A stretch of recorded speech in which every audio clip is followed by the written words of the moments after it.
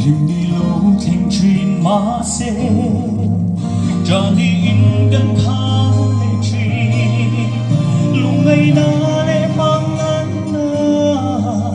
In min chi moi lai ni ya Du sing nun ye mo lung oi ngai le Shimmi nun na theng trin hi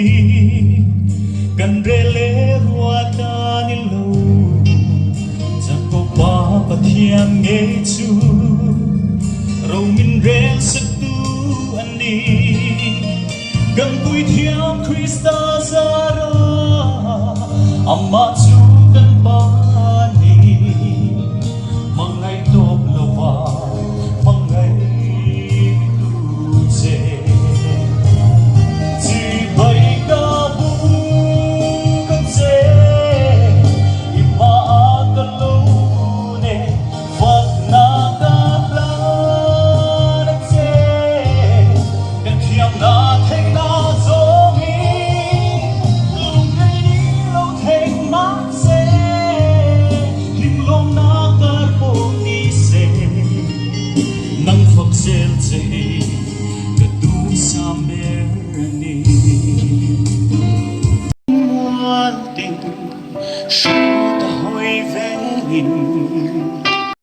Mga ibiasa inenten at tona kahana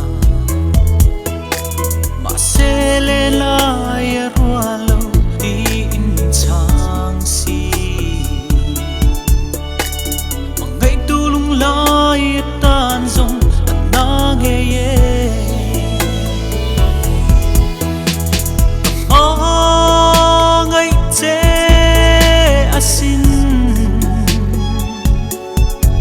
Ma selen dunde arem silo Kwanu